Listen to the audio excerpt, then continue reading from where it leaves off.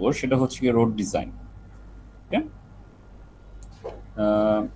আমাদের 351 যেই কোর্সের সিলেবাসের লাস্ট যেই পার্টটুকু সেটা হচ্ছে জিওমেট্রিক ডিজাইন অফ হাইওয়ে।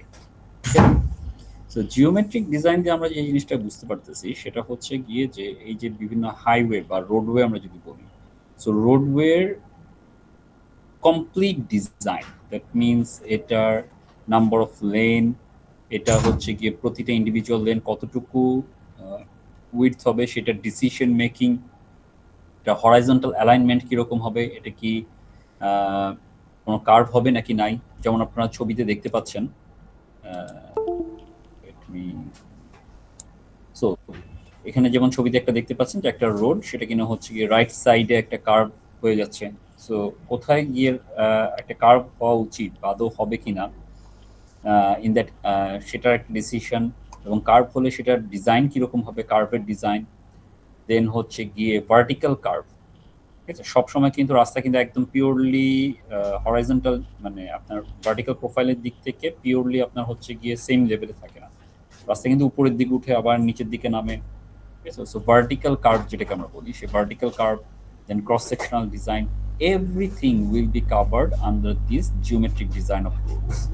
ওকে, না আন্ডারগ্রেডের সিলেবাসের মধ্যে আমাদের যতটুকু কভার করার কথা আমরা ততটুকুই কভার করব, which will not be 100% of road design, but mainly যে পার্টগুলো আমরা কভার করব সেটা হচ্ছে গিয়ে horizontal curve design, vertical curve design, cross section design, ঠিক আছে, সাইড ডিস্টেন্স কনসিডারেশন, এবং আরও কিছু পার্ট।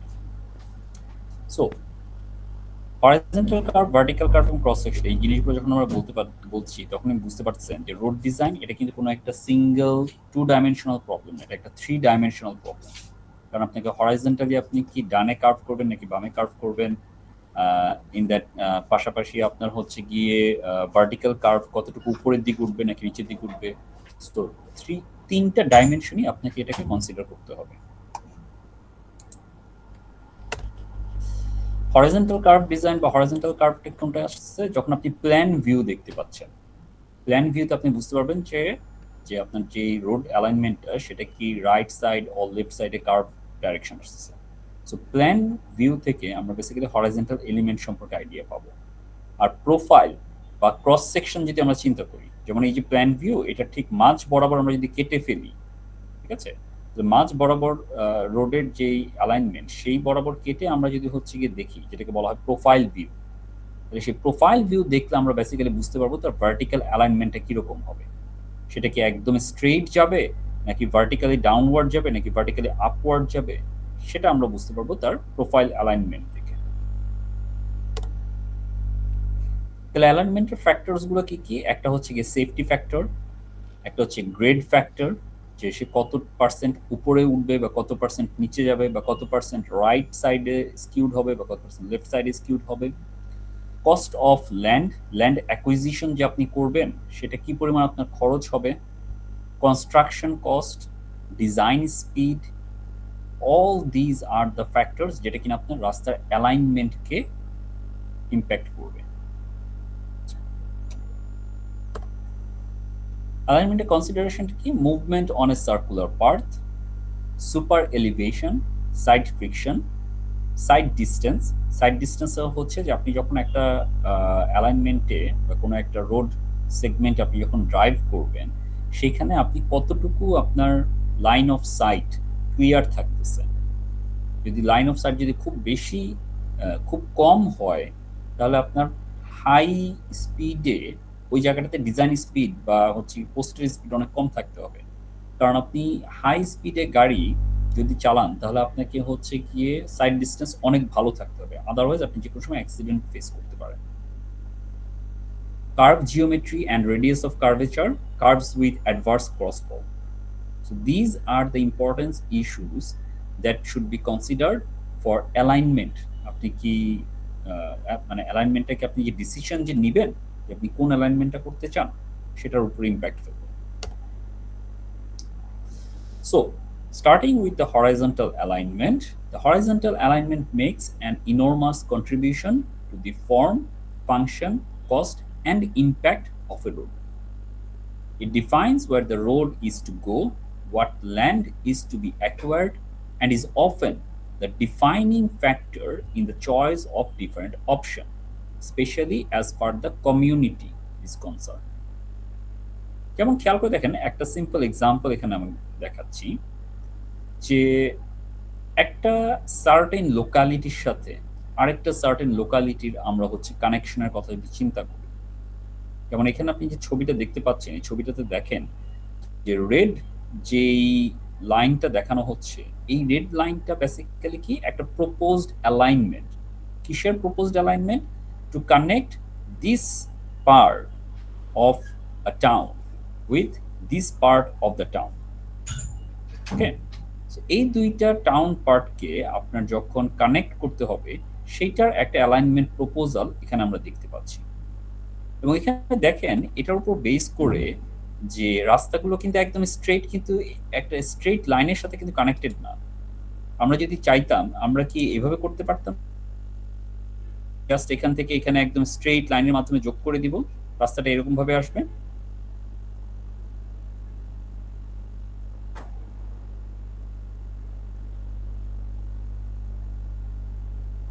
আপনাদের কোনো সারা শব্দ নাই কেন?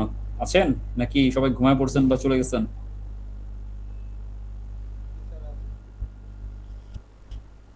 আছেন? আচ্ছা, তাহলে একটু সারা শব্দ করেন। সো আমরা চাইলে তো হচ্ছে কি এরকম ভাবে স্ট্রেট লাইনের মাধ্যমে তো কানেক্ট করতে পারতাম নাকি? জি স্যার। তাহলে সেটা করলে সমস্যাটা কি হইতো? সেটা কেন করলাম না? আমরা প্রপোজাল দিচ্ছি যে এই যে এরকম ভাবে আঁকা বাঁকা হয়ে ঘুরে যেত, তো এরকম ভাবে আঁকা বাঁকা হয়ে যদি ঘুরে যদি যায়, তাহলে তো রাস্তার লেংথ তো বেশি। এই জায়গাটা থেকে এই জায়গাটা থেকে আপনি এই জায়গাটাতে যাবেন, তো স্ট্রেট যদি যান তাহলে আপনার হচ্ছে কি ডিস্টেন্স কম লাগবে। কম ডিস্টেন্স মানে হচ্ছে গিয়ে আপনার কি বলে, আপনার হচ্ছে গিয়ে ফুয়েল কনজাম্পশন কম হবে, আপনার খরচ কমবে। তো সেইটা না করে একটা প্রপোজাল দেয়া হয়েছে, যে প্রপোজালটা দেখেন ডার্ক রেড কালার, এটা আঁকা বাঁকা হয়ে ডানে বামে বেঁকে টেকে, ঠিক আছে, আবার এখান থেকে তো অনেক বাঁকা আঁকা বাঁকা। তো অবভিয়াসলি রাস্তার হচ্ছে গিয়ে লেংথ এখানে অনেক বেশি। রাস্তার লেংথ বেশি মানে আপনাকে হচ্ছে বেশি রাস্তা আপনি যখন ড্রাইভ করবেন, তো আপনার তো ফুয়েল কস্ট বেশি, আপনার গাড়ির ডেপ্রিসিয়েশনও বেশি হবে, ভেহিকেলের ডেপ্রিসিয়েশনও বেশি হবে। তো তাহলে কোনটার উপর বেস করে আমরা তার ডিসিশন নিব? ফর এক্সাম্পল, মনে করেন যে একটা প্রপোজাল আসলো, এটা হচ্ছে অপশন 1, ঠিক আছে, আর এটা হচ্ছে অপশন 2। এখন আমরা কিসের উপর বেস করে ডিসিশন নিব যে আমি অপশন 1 এ যাব নাকি 2 তে যাব? বা আমরা যদি বলি যে আরেকটা প্রপোজাল আসছে, ফর এক্সাম্পল এটা হচ্ছে গিয়ে এখান থেকে দেখা যে এই দিক থেকে আমরা গিয়ে এইভাবে কানেক্ট হব, এটা হচ্ছে অপশন 3। কিসের উপর বেস করে আমি এই অপশনটাকে হচ্ছে গিয়ে ডিফাইন করব? স্যার গাড়ির স্পিডের উপরে। গাড়ির স্পিড হইতে পারে, এটা একটা ফ্যাক্টর হইতে পারে। ওই জিনিসগুলোই আমরা হচ্ছে গিয়ে এখানে বলতেছি যে আমরা যে এই যে জিনিসগুলো যখন ফ্যাক্টরটাকে, এই যে অ্যালাইনমেন্ট বা কোন দিক দিয়ে আমরা যাব, যখন আমরা হচ্ছে গিয়ে ডিসিশন নেব, এই ডিসিশনগুলো অনেকগুলো ফ্যাক্টরের উপরে আসবে, not a single factor, there are multiple factors. Factor হইতে পারে কনস্ট্রাকশন কস্ট, যে আমি কোন অপশনটা চুজ করবো সেটা কনস্ট্রাকশন কস্ট কিরকম হবে, সেখানকার ডিজাইন স্পিড কিরকম হবে, ল্যান্ড অ্যাকুইজিশন স্পিড কিরকম হবে, এটা কোন জায়গাকে কমিউনিটিকে সার্ভ করবে।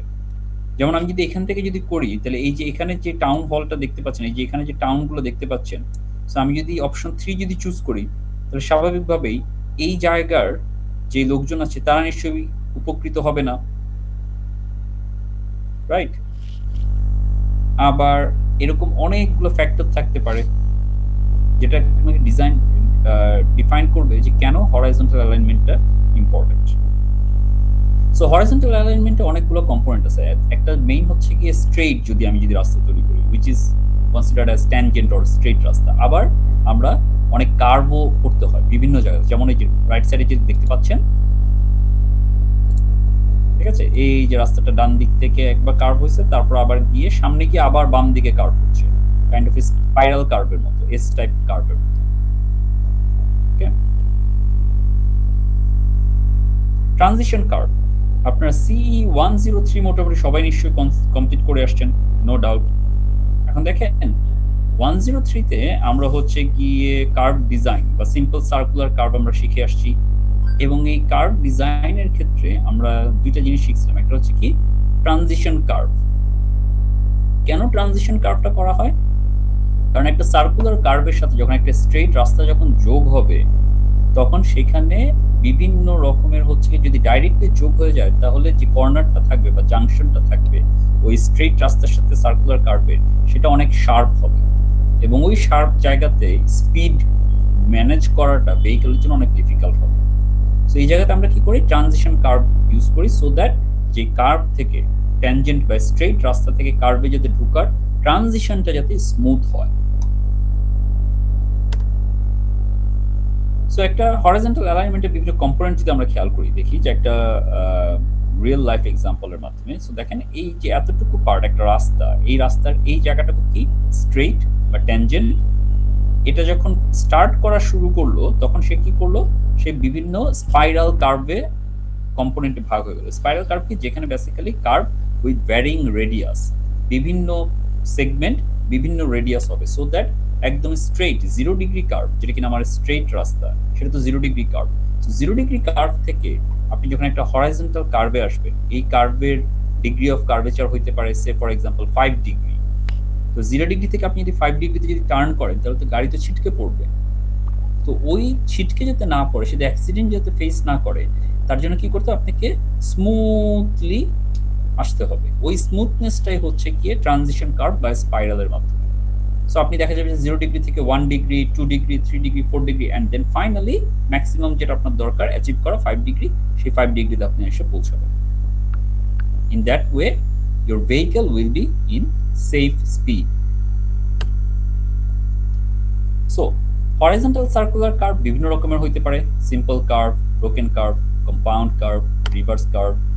ঠিক আছে, simple curve just simple horizontal curve with constant radius, এখানে রেডিয়াস ভ্যারি করবে না। ব্রোকেন ব্যাক কার্ভ, যেটাতে কোনো আপনার হচ্ছে গিয়ে ফিক্সড কোনো কার্ভ লেংথ থাকবে না, combined of 2 or more tangent. খুব কমই এই টাইপের কার্ভ আমরা সাধারণত রাস্তায় ইউজ করে থাকি, বাট স্পেশাল কেসে ইউজ করা হইতে পারে। ঠিক আছে,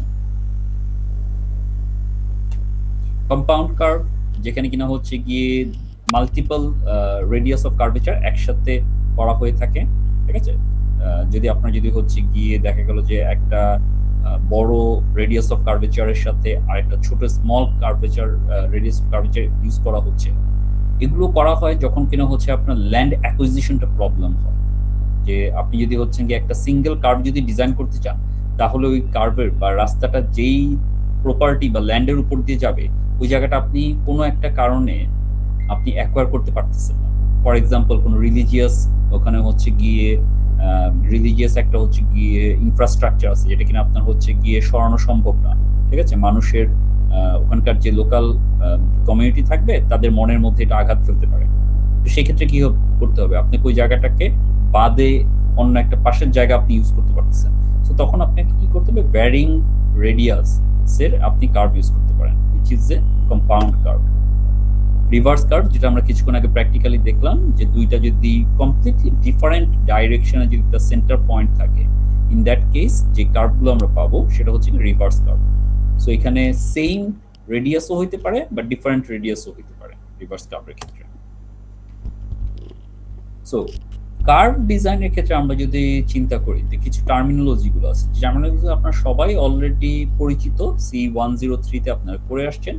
হাউএভার আমি আরেকবার একটু হচ্ছে গিয়ে খুব কুইকলি এটাতে গো থ্রু করবো, যাতে করে আপনারা এই জিনিসটা সম্পর্কে আরেকবার যাতে আপনার রিক্যাপিচুয়েট করা হয়ে যায়, আপনার যাতে মনে আসে। সো একটা কার্ভ যখন আমরা কনসিডার করি, কার্ভের অনেকগুলো কম্পোনেন্ট থাকে, যেমন point of curve, tangent length, point of intersection, point of tangent. ঠিক আছে, এরকম বিভিন্ন বিষয়। সো যেখান থেকে আমার কার্ভটা বেসিক্যালি স্টার্ট হবে, সেই পয়েন্টটাকে আমরা বলি পয়েন্ট অফ কার্ভ। তার আগে থেকে যে পার্টটুকু, সেটা হচ্ছে আমাদের ট্যানজেন্ট, রাইট, বা স্ট্রেইট।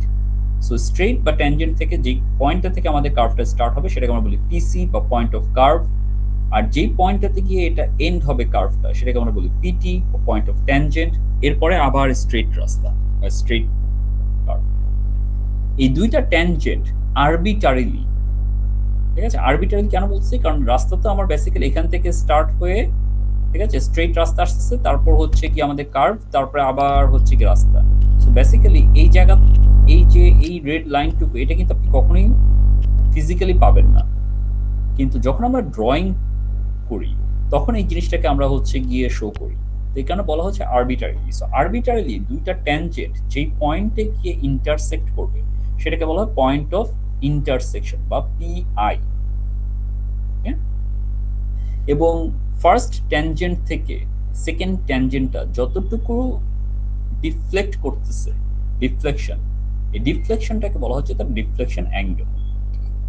এবং দুইটা যেই আমার পয়েন্ট অফ কার্ভ থেকে পয়েন্ট অফ ট্যানজেন্ট পর্যন্ত যে সার্কুলার আর্ক বা যে কোনো আর্ক যখন তৈরি হচ্ছে, এই দুইটা মাঝখানে যে অ্যাঙ্গেলটা তৈরি করবে, এই অ্যাঙ্গেল আর পয়েন্ট অফ ইন্টারসেকশনে গিয়ে আমার দুইটা ট্যানজেন্ট যে অ্যাঙ্গেল তৈরি করবে, এই দুইটা angle basically same amount of angle হবে, যেটাকে আমরা বলছি deflection angle delta. So chainage point at P, এই জিনিসটা খুবই ইম্পর্টেন্ট, এটা মনে রাখার চেষ্টা করবেন। সেটা কি? চেইন এজ পয়েন্ট পিসি, আমরা যখন সার্ভে করেছিলাম তখন আমরা হচ্ছে চেইন এজ সম্পর্কে আমরা জেনেছি। So chainage point at PC is equal to chainage point at PI. That means arbitrarily যদি আমরা যদি কনসিডার করি, এই চেইন এজ পয়েন্টটা কি হবে? PI minus the tangent length T. But chainage point at PT, PT যে chainage pointটা is not equal to chainage point at PI plus T. কেন? কারণ সব সময় যে আপনার এই T লেংথটা সেম হবে, নট নেসেসারিলি।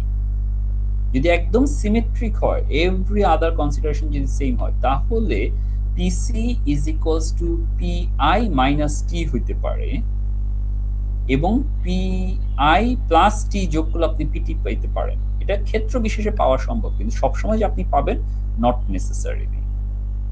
তাহলে পিটি আমরা কিভাবে পাবো? পিটি বের করতে না আমাদেরকে যেটা করতে হবে, চেইন এজ পয়েন্ট অ্যাট পিসি যখন আমি পেয়ে যাব, তার সাথে আমার ওই যে কার্ভ যেটা থাকবে, সেই কার্ভের যেই স্প্যান লেংথ থাকবে এল, সেটাকে আমি যোগ করব। যোগ করলে আমি আমার পিটি এর যে চেইন এজ পয়েন্ট সেটা আমি বের করতে পারবো।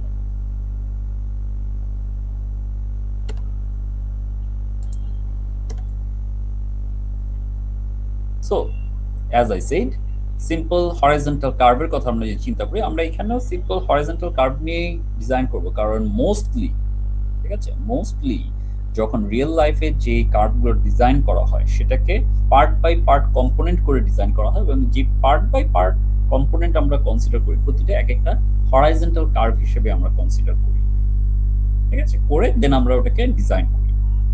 So PC point of curve, বা আমরা বলতে পারি beginning point of the curve, PI point of tangent, that means দুইটা যে ট্যানজেন্ট আমাদের থাকবে সেই দুইটা ট্যানজেন্ট কোথায় গিয়ে ইন্টারসেক্ট করতেছে, which is PI, PT point of tangent বা ending point of the curve, radius R, length of the curve, arc length, which is L, delta, which is the central angle of the curve, C is the chord length, ঠিক আছে? chord length বলতে PC থেকে PT পর্যন্ত আমাদের যেই straight line যদি আমি draw করি, তাহলে যেই স্ট্রেট লাইনটা আমি পাবো সেটা কোনো হচ্ছে C, আর L হচ্ছে গিয়ে আমাদের curve length for the arc length.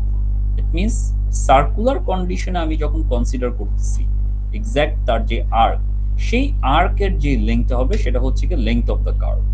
So দুইটা কিন্তু সেম হবে না, একটা হচ্ছে গিয়ে পিসি এবং পিটির মধ্যে স্ট্রেট যদি আমি একটা লাইন ড্র করি, সেটা যেটা সেই লেংথটা হচ্ছে আমাদের কর্ড লেংথ, আর তার মধ্যে যে আর্ক বা সার্কুলার যে লেংথ, সেই সার্কুলার লেংথটা হচ্ছে তার এল, length of the curve. M, which is the middle ordinate or maximum distance point between a line draw between PC and PT and the curve. R E হচ্ছে কি external distance, smallest distance between the PI and the curve. So কিছু basic geometrical consideration. যেমন টি বা tangent length যেটা T is equals to R R হচ্ছে গিয়ে আমাদের যে সার্কুলার কার্ভের radius, so R into tan delta by two, L, which is the circular length of the curve, is equals to pi r delta divided by 180. M, which is our middle coordinate length, is equals to r into 1 minus cos del by 2. E, which is the external point or external distance, এটা আমরা দেখলাম, external distance between the pi and the curve, is equals to r into 1 minus cos del by 2 minus 1. And finally, C, which is the chord length, is equals to 2r sine delta by 2. এই geometric ইনফরমেশনগুলো বা রিলেশনশিপগুলো আমাদের মনে থাকলে কি হবে, আমরা easily আমাদের যে লেংথ অফ দ্য কার্ভ বা ট্যানজেন্ট লেংথ, ঠিক আছে, বা কর্ড লেংথ, এগুলো আমরা বের করতে পারবো। এখন আসি how to setting out of a simple horizontal curve. একটা কার্ভ আমি কিভাবে অন গ্রাউন্ডে আমরা সেট করতে পারবো সেটা সম্পর্কে। এই জিনিসটা আপনারা CE 103-তে অলরেডি করে আসছেন বা শিখে আসছেন, র্যাঙ্কিংস মেথড, যতটুকু আমার মনে পড়ে, if I am not wrong, rankings method of setting out a simple circular curve. So same জিনিসটাই আমরা এখানেও অ্যাপ্লাই করতে যাচ্ছি। ওকে, সো প্রসেসটা কি? প্রসেসটা হচ্ছে গিয়ে first typically perform rate fixed increment. So এই যে টোটাল কার্ভটাকে আমি হচ্ছে গিয়ে সেট আউট করবো, এটাকে ছোট ছোট পার্টে আমরা ভাগ করে নিব। তো ছোট ছোট পার্টে যদি আমরা ভাগ করে নেই, the process is to determine the intermediate points along the curve. প্রত্যেকটা কার্ভটার মধ্যে কিছু ইন্টারমিডিয়েট পয়েন্ট আমরা কনসিডার করব, যে ইন্টারমিডিয়েট পয়েন্টের আমরা হচ্ছে গিয়ে লোকেশনটা সেট করব। সো এবং এই ইন্টারমিডিয়েট পয়েন্টগুলো সাধারণত ফিক্সড ইনক্রিমেন্ট হয়, যে একটা পয়েন্ট থেকে আরেকটা পয়েন্টের ডিস্টেন্স, ফর এক্সাম্পল আমি কনসিডার করছি প্রতি 5 মিটার বা প্রতি 10 মিটার ডিস্টেন্সে আমি তার পয়েন্ট সেট আউট করব। তো প্রতি 5 মিটার ডিস্টেন্সে তার যে ডিফ্লেকশন অ্যাঙ্গেলগুলো আসবে সেটাকে আমি ডিফাইন করব। কিরকম ভাবে, যে এ যেটা কিনা আমাদের পিসি, আর নিচে যদি আমরা যদি দেখি বি পয়েন্ট যেটা কিনা হচ্ছে আমাদের পিটি, তো এই দুইটা পয়েন্টের মাঝখানে বিভিন্ন ইন্টারমিডিয়েট পয়েন্ট যদি আমি নেই ফর ফিক্সড লেংথ ডিস্টেন্সে, তাহলে এই প্রতিটা পয়েন্ট যদি সেন্টার পয়েন্টের সাথে কানেক্ট করি, তাহলে পি কিউ ভি এস, এই যে চারটা পয়েন্ট আমরা দেখতে পাচ্ছি, এই পয়েন্টগুলো কি ইকুয়াল ডিস্টেন্সে। ইকুয়াল ডিস্টেন্স যদি হয় তাহলে সে তার সেন্টারের সাথে same amount of deflection angle তৈরি করবে, উইচ ইজ ডি। আর এ থেকে পি এবং এস থেকে বি, এই দুইটা যে ডিস্টেন্স, এই দুইটা ইকুয়ালও হইতে পারে, আনইকুয়ালও হইতে পারে। কারণ সবসময় যে আমরা ইকুয়াল ডিস্টেন্সে যে নিতে পারবো, নট নেসেসারিলি, বাট আমরা চেষ্টা করি একটা ফিক্সড ইনক্রিমেন্টে, এবং এই ইনক্রিমেন্টটা সাধারণত একটা রাউন্ড ফিগার আমরা কনসিডার করি, যেটা বললাম যে 5 মিটার বা 10 মিটার এরকম একটা ভ্যালু। কারণ একদম পিওরলি এ থেকে বি আমি যদি হচ্ছে ইকুয়াল নাম্বারে যদি ভাগ করি, তাহলে হয়তো আমাদের ফ্র্যাকশন ডিজিট চলে আসতে পারে, বা একটা হচ্ছে গিয়ে ফ্র্যাকশন না হলেও হয়তো বা কোনো একটা রাউন্ড ফিগার না আসতে পারে। For example, equal number of পার্টে আমি ভাগ করলাম, আমি 5টা পার্টে ভাগ করব, কিন্তু ইকুয়াল করতে গিয়ে আমার দেখা গেল যে প্রতিটা পার্টের আমার হচ্ছে গিয়ে কর্ড লেংথ ডিস্টেন্সটা আসতেছে হচ্ছে গিয়ে 19 মিটার। এখন 19 মিটার এক্স্যাক্টলি মাপতে গিয়ে দেখা যেতে পারে যে যারা অন গ্রাউন্ডে বা ফিক্স যারা করবে বা যারা হচ্ছে গিয়ে রাস্তায় কাজ করবে, তাদের জন্য একটা ডিফিকাল্ট হতে পারে অলওয়েজ 19 মিটার মেজার করা। কেন? কারণ একটা 20 মিটার চেইন যদি আপনি নেন, তাহলে ইজিলি ডাইরেক্টলি একবার লেংথ ধরলে আপনি 20 মিটার পাবেন, কিন্তু 19 মিটার মিনস আপনাকে 20 মিটার মেপে আবার 1 মিটার পিছনে গিয়ে 19টাকে সেট আপ করতে হবে, which requires extra amount of time. আর আমাদের চাওয়াটা কি, যে প্রজেক্টের কাজটাকে আমরা কিভাবে কমিয়ে নিয়ে আসতে পারি বা টাইমটাকে আমরা সেভ করতে পারি। কারণ টাইম সেভ মিনস প্রজেক্টের কস্ট আমার সেভ হবে। আমি যদি টাইম সেভ করতে না পারি, তাহলে প্রজেক্টের কস্ট আননেসেসারিলি বাড়বে। প্রজেক্ট যদি একদিন যদি এক্সট্রা কাজ করতে হয়, তাহলে একদিনে আমাকে কি করতে হবে, ওই যে ওয়ার্কার তাদেরকে আমাকে পে করতে হবে, প্রজেক্টের প্রাইস তখন বেড়ে যাবে। তো এই কারণে কি করা হয়, একটা ফিক্সড রাউন্ড ফিগার আমরা হচ্ছে গিয়ে ইন্টারমিডিয়েট, যে পি থেকে কিউ, কিউ থেকে বি, বি থেকে এস, এই যে মেইন যে কর্ডগুলো, মেইন কর্ড লেংথগুলোকে একটা ফিক্সড এবং একটা হচ্ছে গিয়ে রাউন্ড ফিগার নাম্বার রাখি। শুধুমাত্র ফার্স্ট এবং লাস্ট কর্ডটা দুইটা আনইকুয়াল নাম্বার হতে পারে। and that's why এদের যে ডিফ্লেকশন অ্যাঙ্গেল সেটাকে দেখানো হচ্ছে ফিগারের মধ্যে ডেল্টা 1 এবং ডেল্টা 2 দিয়ে।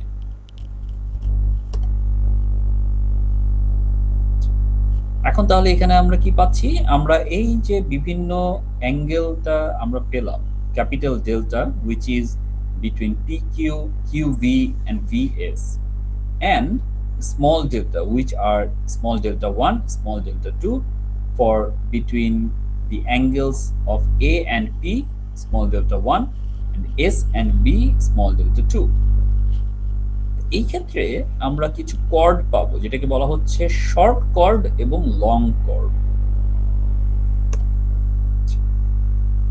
সো শর্ট কর্ড এবং লং কর্ডটা কি? লং কর্ড হচ্ছে যখন আমরা হচ্ছে কি একদম এ থেকে বি পর্যন্ত পুরো কর্ড লেন্থটাকে আমরা নিচ্ছি, আর শর্ট কর্ড হচ্ছে কি বিটুইন ইন্ডিভিজুয়াল সাকসেসিভ পয়েন্ট, যেমন পি থেকে কিউ, কিউ থেকে ভি, ভি থেকে এস, এই যে লেন্থগুলো এগুলোকে হচ্ছে কি বলা হয় শর্ট কর্ড লেন্থ। আমরা যদি একটা প্রবলেম দেখি, ফর এক্সাম্পল ধরেন যে আমাদেরকে বলা আছে যে দুইটা রাস্তার মধ্যে আমাদেরকে একটা কার্ভ সেট করতে হবে, এবং এই কার্ভটা হবে কোথায়? এই দুইটা কার্ভের যে স্ট্রেট দুইটা কম্পোনেন্ট বা ট্যানজেন্ট কম্পোনেন্ট সেটাকে আমরা যদি ক্রস সেকশন করি তাহলে আরবিটারিলি সেটা গিয়ে মিলিত হবে চেইনেজ পয়েন্ট অ্যাট 2000 মিটার। ঠিক আছে, পিসি থেকে পিটি এই দুইটা পয়েন্টের যে ট্যানজেন্ট গুলো আছে, ট্যানজেন্ট গুলোকে আমরা যদি এক্সটেন্ড করি আরবিটারিলি, এটাকে মিলিত হবে যে পয়েন্টটা which is my PI. PI পয়েন্টের চেঞ্জ হবে 2000 মিটার। ডেল্টা আমাকে দিয়ে দেওয়া আছে 98 ডিগ্রি হবে, যেটা রেডিয়ানে আমরা কনভার্ট করে নিতে পারবো। আর যে কার্ভটা আমি এখানে প্লেস করব সেই কার্ভটা হবে about 500 meter length of curve. So আমাকে এখন বের করতে হবে এই যে পিসি এবং পিটি এই দুইটা পয়েন্টের স্টেশন, তার চেইনেজ পয়েন্ট আমার কত হবে। ওকে, কারণ আমরা কি বলছি, পিআই এটা হচ্ছে আরবিটারি পয়েন্ট, তাই না? সো পিআই তো আমরা হচ্ছে গিয়ে বেসিক্যালি অন গ্রাউন্ডে পাবো না, আমরা অন গ্রাউন্ডে পাবো পিসি এবং পিটি। এখন টি যে লেংথ, টি লেংথটার ফর্মুলা আমরা জানি, the tangent length T is equals to R tan del by 2, which is 575 meter. PI যদি আমার ট্যানজেন্ট দেয়া থাকে তাহলে আমি PC ট্যানজেন্টটা ইজিলি বের করতে পারবো। কেন? কারণ আমরা জানি কি PC is equals to PI minus T। তাহলে PI হচ্ছে 2000 minus 575.18, so PC will be 1424 meter। Curve length যেটা, কার্ভ লেংথটা আমরা ফর্মুলার মাধ্যমে বের করতে পারবো পাই আর delta by 180 which will be 855। So PC chainage আমাদের জানা আছে, এর সাথে আমরা যদি এল লেংথ, যে স্লাইডে যেটা দেখতে পাচ্ছেন, সো পিসির সাথে আমি যদি এল লেংথ জয়েন করি তাহলে আমি পিটি পয়েন্টের চেইনেজ ভ্যালুটা পেয়ে যাব। সো পিসি হচ্ছে 1424 মিটার এবং পিটি হচ্ছে 2280 মিটার। নাও এরপর আমাদের কাজ কি? এরপর আমাদের কাজ হচ্ছে একটা কনস্ট্যান্ট ইন্টারভাল বের করা। ফর এক্সাম্পল আমরা ধরে নিচ্ছি আমাদের ইন্টারভালটা হবে 50 মিটার ডিস্টেন্সে। ওকে, তাহলে এই 50 মিটার এখন খেয়াল করে দেখেন, পিসি পয়েন্ট হচ্ছে 1424 আর পিটি পয়েন্ট হচ্ছে 2280। এর মাঝখানে আমাদের লেংথ কত? টোটাল 855। আমরা যদি 50 মিটার করে ধরি তাও স্টিল 5.21 মিটার এক্সট্রা থেকে যায়, যেটাকে তো আমরা বাদ দিতে পারবো না, রাইট? এবং এই 50 মিটারটা হবে কোনটা? 50 মিটার হবে বেসিক্যালি এই যে মাঝখানের যে ডি ডিস্টেন্স গুলো সেটার জন্য। তাহলে আমরা যেহেতু রাউন্ড ফিগারে নিতে চাচ্ছি, তাহলে আমরা কি করতে পারি? আমরা চিন্তা করতে পারি যে 1424 যেটা কিনা আমাদের পিসি স্টার্টিং পয়েন্ট, এরপরে নেক্সট 50 মিটারের রাউন্ড ফিগার কোনটা? 1450। তাহলে 1424.82 থেকে 1450 এর ডিফারেন্সটা কত? 25.18। এই 25.18টা হচ্ছে গিয়ে আমাদের স্মল L1 বা শর্ট কর্ড লেংথ। এই স্মল L1 থেকে আমরা বেসিক্যালি এই স্মল ডেল্টা 1 ভ্যালুটা পাবো। এরপর কি হবে? 1450 আমাদের ফার্স্ট স্টেশন, নেক্সট স্টেশন হবে 50 মিটার ডিস্টেন্সে 1500। এরপর নেক্সট স্টেশন হবে হচ্ছে গিয়ে আবার 50 মিটার ডিস্টেন্সে 1550। এভাবে 50 মিটার করে ইনক্রিমেন্ট হইতে থাকবে up to what point? Up to 2250 পর্যন্ত, কারণ প্রতি 50 মিটার ডিস্টেন্সে বাড়তে থাকবে। তো 2250 থেকে 2280.03 মিটার, এটা হচ্ছে কি লাস্ট যে কর্ড লেংথটা থাকবে। আচ্ছা, সো আমরা যদি ফার্স্ট কর্ড লেংথটা পেয়ে গেলাম 25.18, তাহলে আমরা এখান থেকে যদি এই যে ট্রায়াঙ্গেল গুলো দেখতে পাচ্ছি, সেই ট্রায়াঙ্গেল গুলো থেকে আমরা বলতে পারি যে small l1 divide by small delta 1 is equals to capital L. Capital L কোনটা? এই যে একদম টোটাল যেই লেংথ ডিভাইডেড বাই টোটাল যে ডেল্টাটা আসবে। সিমিলার ট্রায়াঙ্গেলের কনসেপ্ট অ্যাপ্লাই করে বা স্মল l1 এর লেংথ যেহেতু আমরা জানি, তাহলে স্মল l1 এর জন্য আমরা পাই আর ডেল্টা ডিভাইডেড বাই 180 করেও আমি স্মল ডেল্টা 1টা পাবো। সো স্মল l1 আমি জানি 25.18, তো স্মল ডেল্টা 1 হবে 2.88 ডিগ্রি। তাহলে শর্ট কর্ড লেংথ যেটা, দ্যাট মিন্স SCL আমরা যদি বের করতে চাই, এই শর্ট কর্ড লেংথটা কতটুকু হবে, ওইটা আমরা এই যে আগের ফর্মুলাতে আমরা দেখেছিলাম, chord length 2r sin delta divided by 2 chord লেংথের জন্য।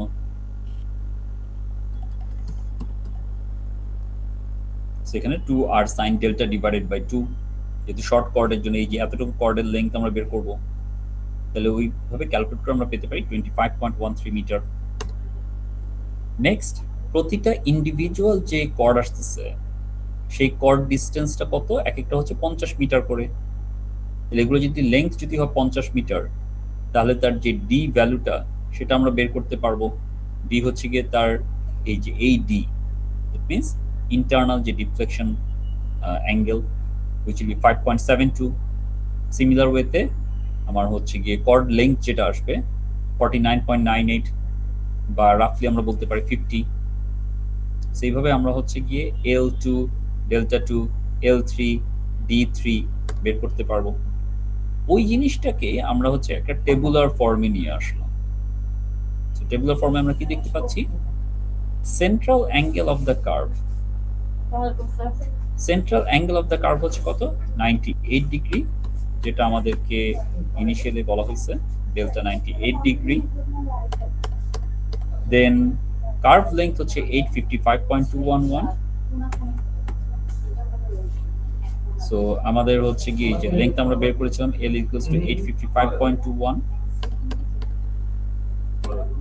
দেন আমাদের PC এবং PT, একটা মিনিট হোল্ড করেন নিত্য, আমাকে এক কাপ রং চা, ঠিক আছে, মধু দিয়ে আর 2 পিস বিস্কিট। আপনারা যারা অনলাইনে ক্লাস করতেছেন, আপনাদের মন খারাপ করার কিছু নেই, আমি জানি আপনারা বাসায় আছেন এবং বাসায় আপনারা আরো মজার মজার খাবার খাচ্ছেন। সো আমার চা এবং বিস্কিটের দিকে দয়া করে নজর দিবেন না। আর যদি তারপরে যদি নজর দিতে ইচ্ছা করে, কোনো সমস্যা নেই, নেক্সট যখন আমার অফিসে আসবেন এসে চা খেয়ে যাবেন। ওকে, আসেন। সো পিসি এবং পিটি এই দুইটা পয়েন্টের লোকেশনটা আমরা ডিটারমাইন করছি। দেখেন 1424 এবং 2280, ঠিক আছে। এখন আমরা কি করতেছি, এই যে প্রতিটা যে চেইন এজ পয়েন্ট আমরা যেটা বললাম, দেখেন 1424 এরপরে কত 1450 এবং এটার আর্ক লেংথ কত 25.18, এই যে যেটা আমরা ক্যালকুলেট করেছিলাম যে শর্ট কর্ড লেংথ হবে 25.13 বা 18 সামথিং। এরপর প্রতিটা আর্ক লেংথ কত 50 মিটার করে। সো 1450, এরপর 1500, 1550, 1600, 1650, এভাবে বাড়তে বাড়তে 2250। 2250 এর পর নেক্সট কত, টিটি হচ্ছে 2280.027। তাহলে এই 2250 থেকে 2280.027 এটার ডিফারেন্স কত 30.03। এবং এই ইন্ডিভিজুয়াল আর্ক লেংথগুলোকে যদি আমরা যোগ করি, তাহলে টোটাল কার্ভ লেংথ আমি পাবো। So total curve length 855.21, curve length 855.21। এবং এর মাঝখানে যে ডিফ্লেকশন অ্যাঙ্গেলগুলো, সো প্রতিটা কার্ভ লেংথের এগেইনস্ট একটা করে ডিফ্লেকশন অ্যাঙ্গেল আমাদের আসবে। এই প্রতিটা ডিফ্লেকশন অ্যাঙ্গেলকে আমরা যদি আবার সাম করি, তাহলে 98 পাবো, which is our central angle of the curve বা central deflection angle 98। সো এই এতটুকু ক্যালকুলেশন কিন্তু আপনারা C103 কোর্সে করে আসছেন। এবং এটা কিভাবে করতে হয় প্র্যাকটিক্যালি সেটাও আপনারা প্র্যাকটিক্যালি করে আসছেন, থিওডোলাইট মেশিন, তারপর হচ্ছে গিয়ে চেইন, এগুলো সার্ভের মাধ্যমে। তো এই সেম জিনিসটাই আমরা আবার এখানে একটু রিক্যাপচুয়েট করলাম বা দেখলাম।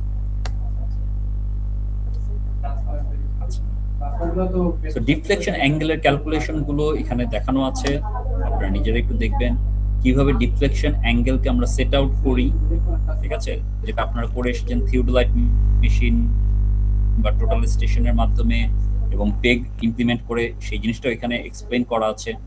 দরকার হলে আপনারা আপনাদের C103 কোর্সের যে টেক্সট বইগুলো ছিল সেই বইগুলো কনসাল্ট করতে পারেন।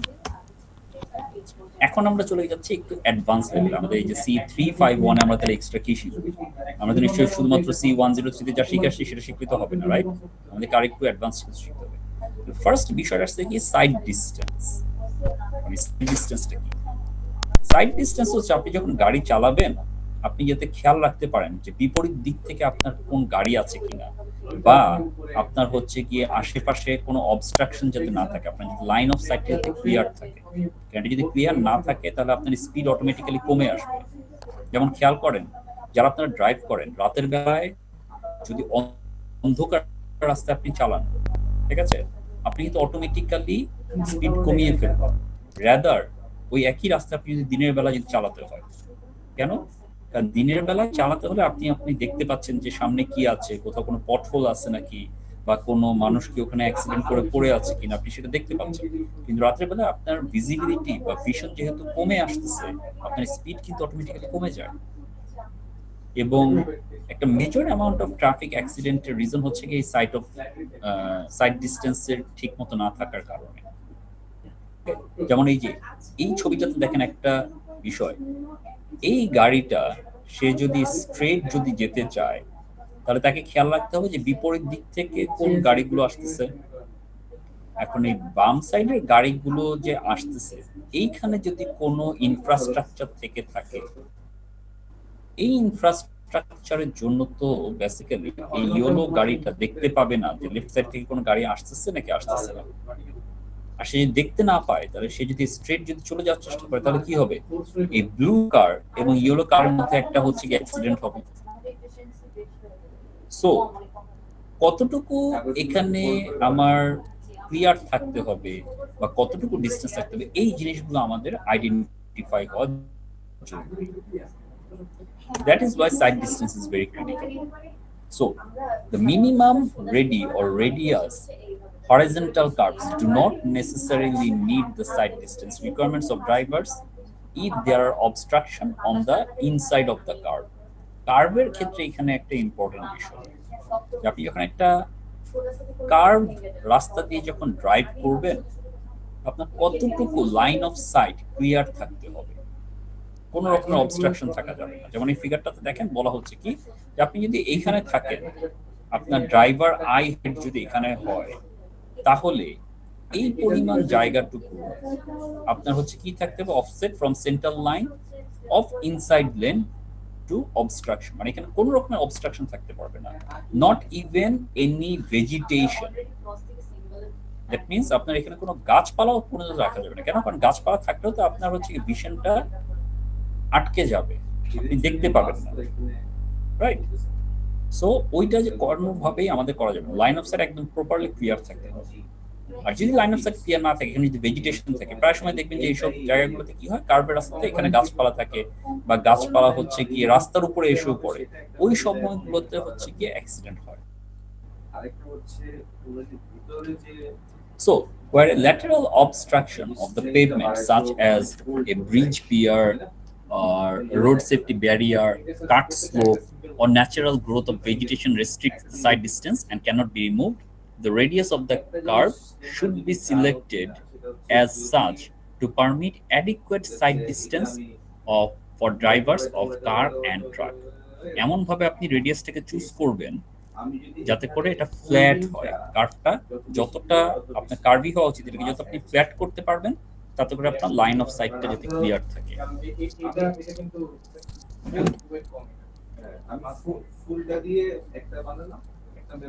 সো সাইড ডিস্টেন্সের ক্যালকুলেশনটা কিভাবে আসবে, আমি কিভাবে ডিটারমাইন করব যে কতটুকু side distance will be appropriate for me. So side distance এখানে অনেকগুলো কম্পোনেন্ট আছে, ঠিক আছে। একটা হচ্ছে গিয়ে স্টপিং সাইড ডিস্টেন্স, একটা হচ্ছে ব্রেকিং সাইড ডিস্টেন্স, ঠিক আছে। সো আরেকটা হচ্ছে গিয়ে over side distance. So first আমরা একটা পর একটা যদি আসি, স্টপিং সাইড ডিস্টেন্স বা এসএসডি। এসএসডি এর ক্ষেত্রে দ্যাট মিন্স ফর এক্সাম্পল আপনি এখান থেকে ড্রাইভ করতেছেন, এই যে কার্ভের মধ্যে দিয়ে আপনি ড্রাইভ করবেন, এখানে একটা অ্যাক্সিডেন্ট ঘটে আছে। তো আপনি যদি এখানে যদি দেখতে না পান যে অ্যাক্সিডেন্ট ঘটে আছে, আপনি তো হচ্ছে কি ওই স্পিডে চলতে থাকবেন, আপনি গিয়ে ওই অ্যাক্সিডেন্টের মধ্যে গিয়ে আপনিও গিয়ে আবার অ্যাক্সিডেন্ট করবেন। কারণ আপনি এখানে যদি ব্রেক করেন, ব্রেক করার পর আপনার গাড়ি তো হচ্ছে কি ব্রেক আপনি আগে দেখবেন, দেখার পর আপনার ব্রেন কাজ করবে। ওই যে আমরা রিঅ্যাকশন টাইমটা পড়েছিলাম, মনে আছে যে পিআইইভি, পারসেপশন, আইডেন্টিফিকেশন, ইমোশন এন্ড ভলিউশন বা রিঅ্যাকশন। সো ওই যে আপনি দেখবেন, দেখে আপনার ব্রেন কাজ করবে, দেন আপনি ব্রেক অ্যাপ্লাই করবেন এবং দেন আপনার গাড়িটা থামবে। এটার মধ্যেও কিন্তু কিছুটা সময় লেগে যাবে। তো ওই সময় তো আর গাড়ি তো থেমে থাকবে না, গাড়ি তো চলতে থাকবে, আপনার ভেহিকল চলতে থাকবে, রাইট। এবং আপনি যখন ব্রেক অ্যাপ্লাই করবেন, করার সাথে সাথে তো সে থামবে না, ব্রেক অ্যাপ্লাই করার পরেও সে কিছুটা রান করবে। সো এই যে টোটাল ডিস্টেন্স, তাহলে কতটুকু আগে আপনার দেখতে হবে, দেখে আপনি যাতে ওই টোটাল রিঅ্যাকশন প্রসেসের মধ্যে দিয়ে গিয়ে আপনি যাতে হচ্ছেন কি সেভ করতে পারেন, সেইটা আপনাকে মাথায় রাখতে হবে। এটার জন্য হচ্ছে কি এসএসডি, স্টপিং সাইড ডিস্টেন্স। এই স্টপিং সাইড ডিস্টেন্সটা কি হরাইজন্টাল সাইড লাইন অফসেট আর মিডল অর্ডিনেটে আসতেছে। সো আমাদেরকে কি করতে হবে, need to determine how much distance we need to clear from the obstruction to the center of the innermost lane where we have the greatest constraint for side distance. Means এই যে এতটুকু, ঠিক আছে, HSO that means horizontal sight line offset কতটুকু পরিমাণে আমার clear রাখতে হবে, যাতে করে যে ভেহিকল ড্রাইভার থাকবে সে যাতে ইজিলি যাতে ব্রেক অ্যাপ্লাই করার পর সে যাতে সেফ ডিস্টেন্সে গিয়ে, সে যদি এখানে থাকতে যদি দেখে, দেখার পর সে যেই স্পিড অ্যাপ্লাই করবে সেইখানে গিয়ে যাতে সেফলি যাতে ল্যান্ড করতে পারে বা থামতে পারে।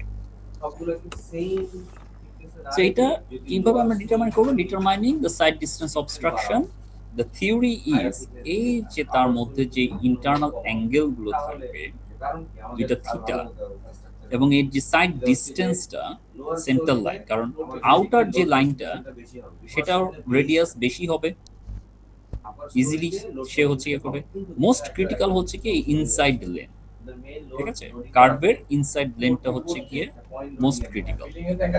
সো এটাকে বের করার জন্য আমরা যদি থিটা ডিটারমাইন করতে চাই, সো থিটার রিলেশনশিপটা কি, theta is equals to 57.3 into S divided by 2r। এই এসটা কি, এসটা হচ্ছে কি দ্য সাইড ডিস্টেন্স, আর আরটা কি, আর হচ্ছে কি the radius of the curve, plus এই যে আমার ভেহিকল থেকে অ্যাক্সিডেন্ট পয়েন্টের যে স্ট্রেট লাইন, যেটা কি ছিল আমাদের কর্ড লেংথ বা মেজর কর্ড লেংথ, এই মেজর কর্ড লেংথ থেকে ইনসাইড অফ দ্য কার্ভ বা আর্কের যেই ভার্টিক্যাল বা হরাইজন্টাল ডিস্টেন্সটা, স্ট্রেট ডিস্টেন্স, সেটাকে আমরা বলতেছি কি এম, ঠিক আছে। That means side distance obstruction distance, মানে এতটুকুর মধ্যে কোনো অবস্ট্রাকশন আমার থাকতে পারবে না। সো ক্লিয়ারেন্স ডিস্টেন্স যদি আমরা বলি, কতটুকু ক্লিয়ার থাকতে হবে। সো ক্লিয়ার ডিস্টেন্সে বের করার ওই যে ট্রিগোনোমেট্রিক্যাল কিছু ফর্মুলা এখানে দেখানো আছে। ফাইনালি এন্ড ক্যালকুলেশন হচ্ছে m is equals two ri into 1 minus cos 28.65 s which is the side distance divided by ri। ri হচ্ছে গিয়ে যে রেডিয়াসটা আপনি চুজ করছেন কার্ভের জন্য, সেই কার্ভের রেডিয়াস।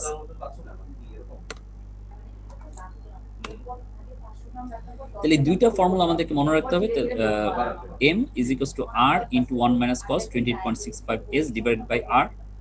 অল্টারনেটিভলি এখান থেকে আমরা সাইড ডিস্টেন্সটা বের করতে পারি, যে যদি আমার m যদি দেওয়া থাকে, এটাকে আমি একটু হচ্ছে কি রিশাফল করে আমরা বের করতে পারি যে ssd বা স্টপিং সাইড ডিস্টেন্স যেটা s is equals to r divided by 28.65 into cos inverse r minus m by r। একটা প্রবলেম করলে আমরা জিনিসটা সলভ করতে পারবো। আর বেটার ওয়েতে বুঝতে পারবো। But before moving to the problem, এতটুকু পর্যন্ত যা আমরা পড়লাম কিছু বুঝতে পারছেন? মাথায় ঢুকছে নাকি আপনার ক্লাসেই নাই, ঘুমাচ্ছেন? কোনটা?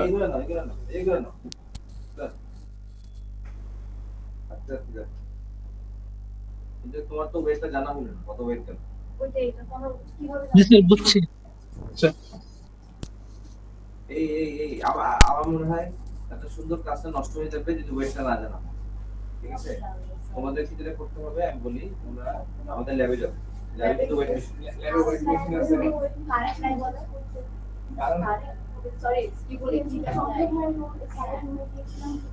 সো তাহলে আমরা এবার আগাই। আমরা যদি আমাদের প্রবলেমটা দেখি, তুমি যে এখন দিচ্ছ যদি কোনো কারণে the horizontal curve is being designed along a freeway, নিয়ে দাও কিন্তু যে কোনো একটা হাইওয়ে বা ফ্রিওয়েতে ডিজাইন করা হবে। Due to expensive excavation cost, it is determined that a maximum of 9 meter can be cleared from the road center line of the inner lane towards the inside of the curve. 9 মিটারের বেশি আমরা clear করতে পারবো না। ঠিক আছে? The curve has a radius of 300 meter. Calculate the side distance. So আমরা যদি সলিউশনটা বের করি, আমার side distance is equals to R. R হচ্ছে গিয়ে আমাদের দেওয়া আছে 300 মিটার রেডিয়াস। এম হচ্ছে কি মিডল অর্ডিনেট, আমরা ম্যাক্সিমাম 9 মিটার পর্যন্ত কি বলে আমরা ক্লিয়ার করতে পারবো। তো এম হচ্ছে কি 9 মিটার। তাহলে আমরা ডাইরেক্টলি এস বের করতে পারি কত, ক্যালকুলেট করে আমরা পাচ্ছি 147 মিটার। আমরা আরেকটু বেশি রাখতে চাচ্ছি, ঠিক আছে, ইট স্যাটিসফাইড। রাউন্ড ফিগার যদি আমরা করি, আপার রাউন্ডিং 150 মিটার। ঠিক আছে, so directly sight distance S is equals to 150 metre.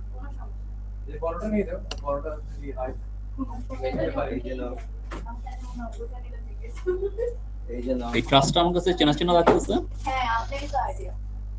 Authorship কই আমার? আমার আইডিয়া ট্রাস্ট নিয়ে আপনারা করতেছেন, আমার হচ্ছে কি অথরশিপ কই? এটা তো বলা উচিত যেটা তো হচ্ছে আমার ট্রাস্ট।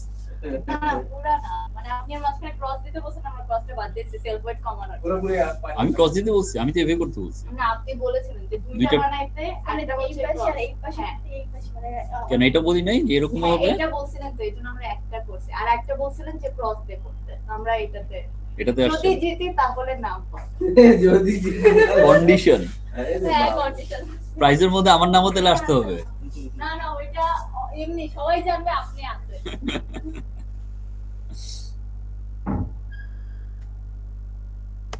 ওকে, সো নেক্সট কার্ভের যে আমরা যেহেতু রোড ডিজাইনের হরাইজন্টাল কম্পোনেন্টের কথা বলতেছি, খেয়াল করে দেখেন C103 তে আমরা যখন হরাইজন্টাল কম্পোনেন্ট সম্পর্কে বা হচ্ছে কার্ভ সম্পর্কে পড়ে আসছি, বা একদম বেসিকও যদি আমরা বলি, আমাদের একটা জিনিস মাথায় রাখার খেয়াল ছিল সবারই, যে কোনো যখন আপনি একটা কার্ভ দিয়ে যখন চলবেন, ড্রাইভ করবেন, বা গাড়ি যখন আপনি যখন হচ্ছে কার্ভ রাস্তায় চলবেন, ঠিক আছে, তখন কি হয়, একটা সেন্ট্রিফিউগাল বা সেন্ট্রিপিটাল ফোর্স কাজ করে, রাইট? যেটার একটা সিম্পল উদাহরণ আমরা একদম ক্লাস 7-8 এর সময় সায়েন্সের বই আমরা পড়েছিলাম, যে আপনি যদি একটা দড়ির মধ্যে কোনো একটা বল বা কোনো একটা ভারী বস্তু নিয়ে যদি আপনি দড়িটাকে যদি ঘোরাতে থাকেন, এরপর আপনি যদি ছেড়ে দেন, তাহলে সে কি হবে, বাইরের দিকে ছিটকে পড়বে, তাই না? সো এরকম ভাবে কোনো একটা সার্কুলার একটা রোডওয়েতে আপনি যখন গাড়ি ড্রাইভ করবেন, আপনি যদি ব্যাংকিং বা সুপার এলিভেশন যদি মেনটেন না করেন, তাহলে কি হবে, গাড়িটা সেফ থাকবে না, সে ছিটকে বাইরে পড়ে যাবে। সো ওই জিনিসটা এখানে বলা হচ্ছে, যখন একটা body moves in circular at a constant speed, it is said to be in uniform circular motion. এই মোশনে যেটা আপনার তৈরি হবে, যে একটা সেন্ট্রিপিটাল অ্যাক্সিলারেশন তৈরি হবে, ওকে? সো যে ফোর্সটা আপনার এখান থেকে জেনারেট হবে, সেই ফোর্সটা হচ্ছে কি m into V square divided by R, যেখানে m হচ্ছে আপনার যে ভেহিকলটা চলতেছে সেই ভেহিকলের total weight, gross weight, into V হচ্ছে গিয়ে তার যে স্পিডে সে ড্রাইভ করতেছেন আপনি সেটা, ডিভাইডেড বাই আর হচ্ছে গিয়ে ওই যে সার্কুলার কার্ভের রেডিয়াস।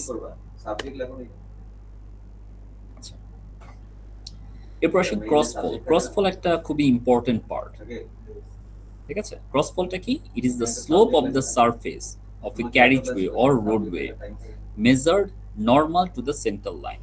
রাস্তার মাঝখান থেকে তার একদম আউটার সাইড পর্যন্ত যদি আপনি পারপেন্ডিকুলার ডাইরেকশনে যদি লাইন আপনি যদি ড্র করেন,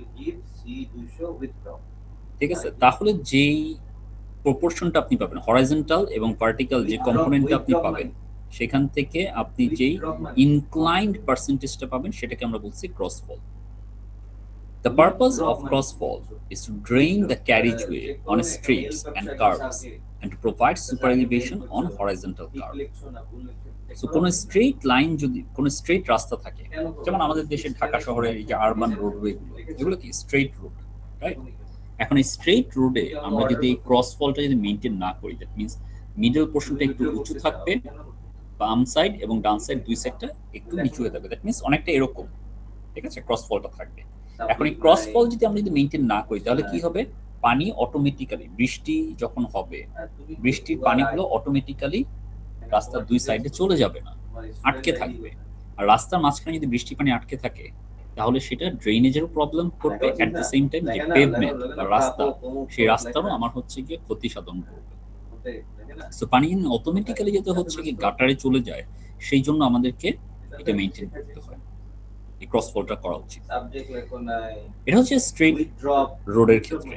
যদি কার্ভ হয়, কার্ভের ক্ষেত্রে এই ক্রসফলটা আলটিমেটলি আমাদেরকে হেল্প করে যে ইনিশিয়ালি আপনার এই ক্রসফলটা এরকম থাকবে, দেন কার্ভের ক্ষেত্রে এটা বাড়তে বাড়তে বাড়তে বাড়তে সুপার এলিভেশনের মতো একটা ম্যাক্সিমাম যে সুপার এলিভেশন সেখানে চলে আসবে, যেটা আমরা এই যে ফিগারটা দেখতে পাচ্ছি। ইনিশিয়ালি স্ট্রেট লাইনের ক্ষেত্রে হচ্ছে আপনার থাকতেছে ক্রসফল। যখন আপনি ট্রানজিশন কার্ভে আসবেন, ট্রানজিশন কার্ভে এই জায়গাটা আস্তে আস্তে উপরে থাকতে, উপরে বাড়তে বাড়তে এক সাইডে আপনার ক্রসফল থাকবে, আরেক সাইডে স্ট্রেট হয়ে যাবে।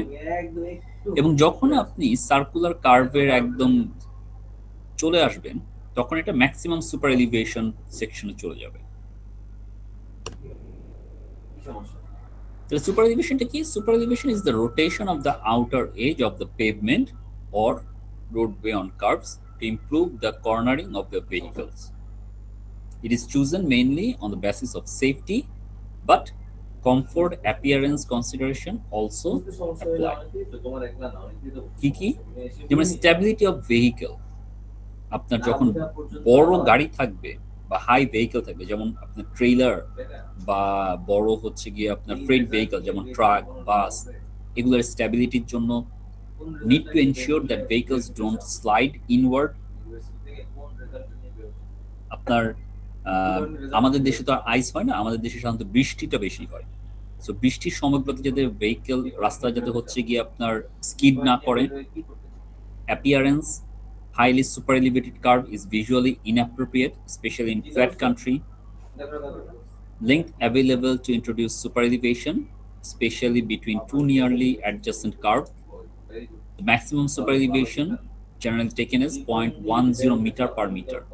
That means আপনার রাস্তার যে লেন্থ প্রতি মিটার 1 মিটারের জন্য সুপার এলিভেশন হইতে পারে, যেটা কিনা কনসিডার করা হয় 0.10 metre. Minimum super elevation is the normal crossfall of the road. So normal crossfall সাধারণত রাখা হয় 3%. ঠিক আছে, যে কোনো টাইপের রাস্তার ক্ষেত্রে নর্মাল ক্রসফল বলা হয়ে থাকে 3%। দ্যাট মিন্স প্রতি 1 মিটারের জন্য 0.03 মিটার ক্রসফল হওয়া উচিত। সো মিনিমাম সুপার এলিভেশনটা হতে হবে ওই ক্রসফলের সমান।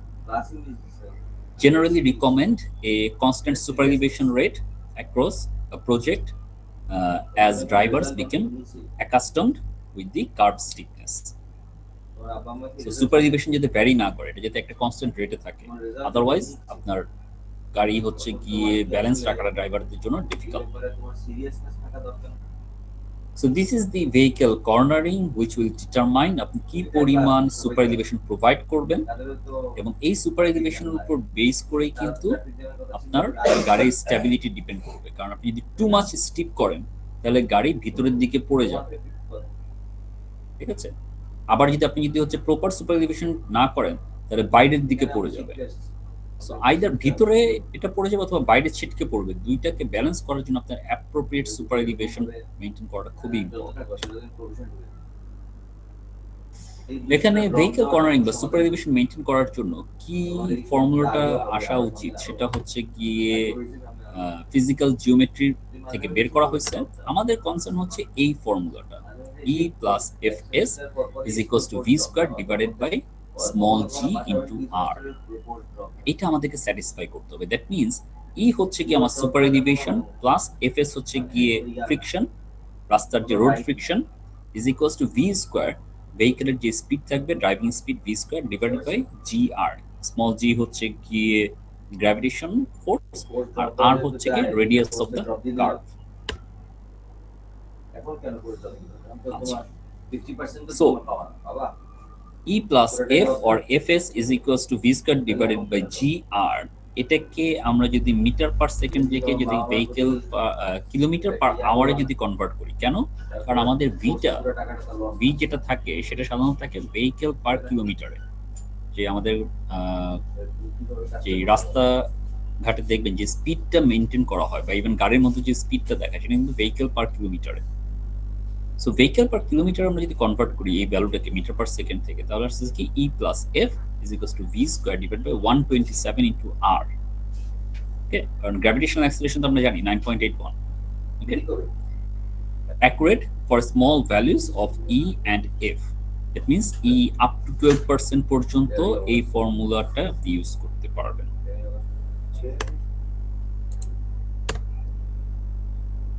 Side friction which is F factor যেটা বা রোড ফ্রিকশন যেটা, সেটা কিছু ডিজায়ার্ড এবং অ্যাবসলিউট ম্যাক্সিমাম ভ্যালু দিয়ে দেওয়া আছে যেটা আমাদেরকে ফলো করা উচিত বেসড অন অপারেটিং স্পিড। রাস্তার অপারেটিং স্পিডটা কত হবে সেটার উপরে। ওকে, আজকে যেহেতু অনলাইন ক্লাস আমরা এই পর্যন্তই থাকবো, ঠিক আছে? নেক্সট ক্লাসে আমরা সাইড ফ্রিকশন থেকে শুরু করব, সাইড ফ্রিকশনের প্রবলেম থেকে শুরু করব। ওকে,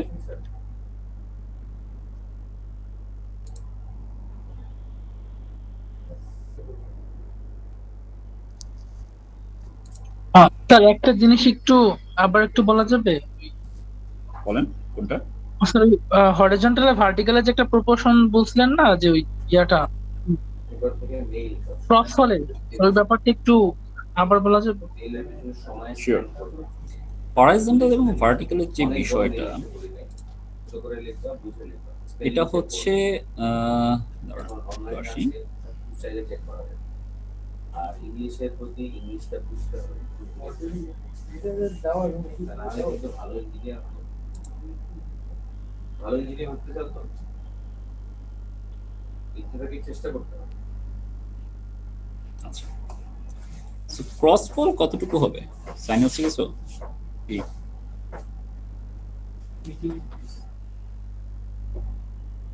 আচ্ছা 10 মিনিট পরে আসুন, ঠিক আছে?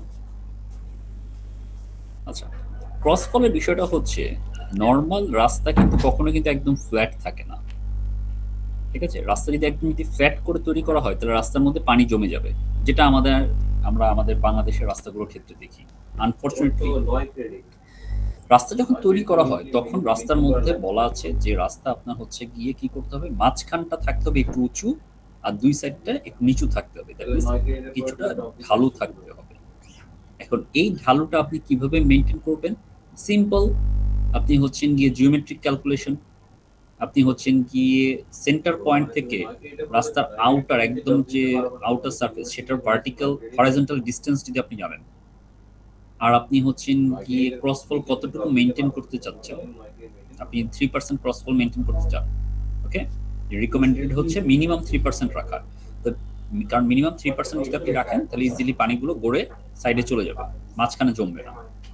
ওকে, তো আপনি যদি 3% ক্রসফল যদি চান, দ্যাট মিনস আপনার ইনক্লাইনেশনটা হবে 3%।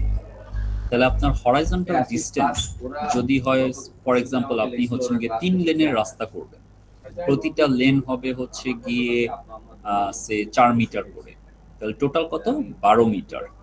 এখন 12 মিটারের মাঝখান কত? মাঝখান থেকে একদম আউটার কত হবে? 6 মিটার। তাহলে আপনি 3% ক্রসফল করতে চাচ্ছেন, 6 মিটার হচ্ছে গিয়ে আপনার হরাইজন্টাল ডিসটেন্স, তাহলে ভার্টিক্যাল ডিসটেন্স কত হবে? বের করা সম্ভব না? জি স্যার। ওইটাই। আজকে তো যেটা দিয়ে স্যার এখানে যে 3% বলা হচ্ছে, 3% মূলত কার সাপেক্ষে 3%? কার সাপেক্ষে বলতে? মানে স্যার 3% ক্রস ফল বলতে তো এটা মনে হয় এতখানি উঁচু করব আমি ভার্টিক্যালি, তাই না? এটা বোঝাচ্ছে মানে হ্যাঁ, এখন এইটা 3% বলতে আমরা একটা কারোর সাপেক্ষে 3% বুঝবো না, ওই যে হরিজন্টাল হরিজন্টালের সাপেক্ষে 3% উঁচু এইরকম। এক্স্যাক্টলি, যে মানে রাস্তাটা হইতে হবে কিরকম আপনি খেয়াল করেন,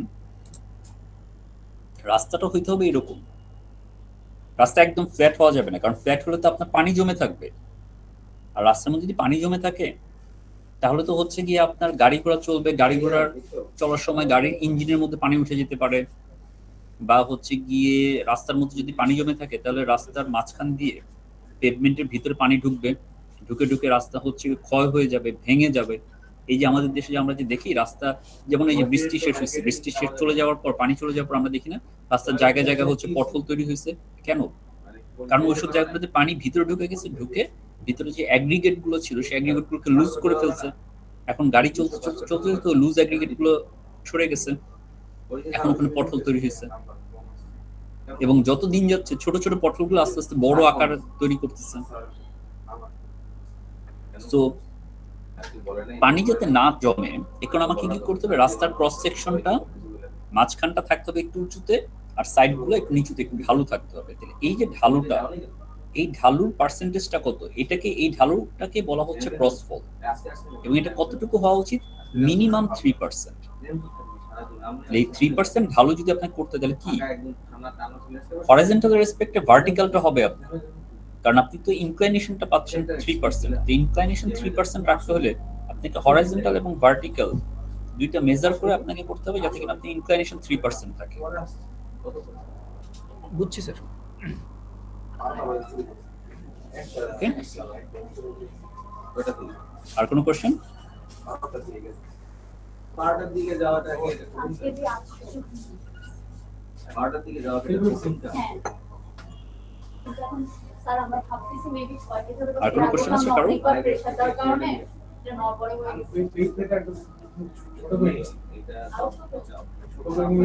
নাই। ওকে, যদি কোশ্চেন না থাকে তাহলে আমরা আজকের ক্লাসটা এখানেই শেষ করব।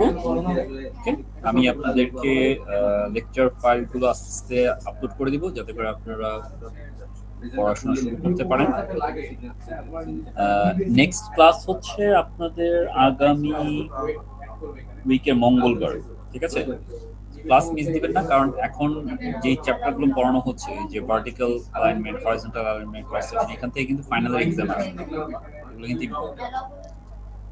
আর এই যে উইকেন্ডটা আছে, এই ছুটিটা আছে, ছুটি আনন্দ করেন, সবই ঠিক আছে, কিন্তু এটাও মনে রাখবেন আগামী বৃহস্পতিবার কিন্তু আপনাদের প্রজেক্টের সাবমিশন, ঠিক আছে? এবং প্রজেক্টের সাবমিশন আমি এক্সটেন্ড করতে চাচ্ছি না, কারণ হচ্ছে গিয়ে আপনাদের প্রজেক্ট 30 জন 35 জনের যতজন আপনারা রিপোর্ট দিবেন, দিলে তারপরে এটা আমাকে আবার চেক করতে হবে, ঠিক আছে? এবং 13 তারিখে সাবমিট করার পর এক সপ্তাহ মাত্র আপনাদের ক্লাস হবে, ক্লাস হওয়ার পর তারপর আপনাদের ফাইনাল এক্সাম। সো ফাইনাল এক্সামের খাতা দেখার বিষয় আছে, অনেক বিষয় আছে এটার সাথে জড়িত।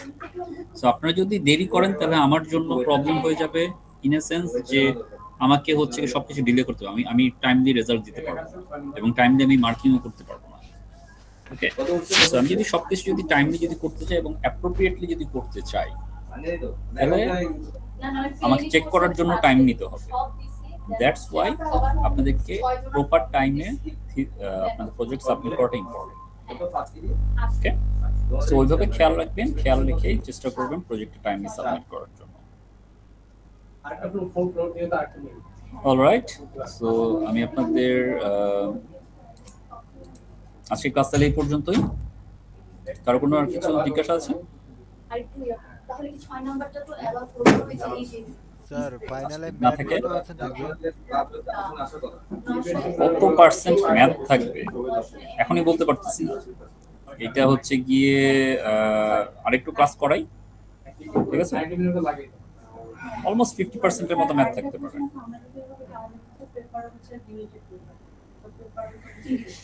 আমরা চাচ্ছি না খুব বেশি কাজ করে, মানে শুধু হচ্ছে কলামের অ্যাটেন্ডেন্স আজকে কোনো অ্যাটেন্ডেন্স নিব না, কোনো অ্যাটেন্ডেন্স দিব না, কিছুই না, ঠিক আছে? যেহেতু অনলাইন ক্লাস এবং এটা পুরোটাই হচ্ছে গিয়ে সেলফির মধ্যে, সো এটা আজকে অ্যাটেন্ডেন্সটা বাদ থাকবে।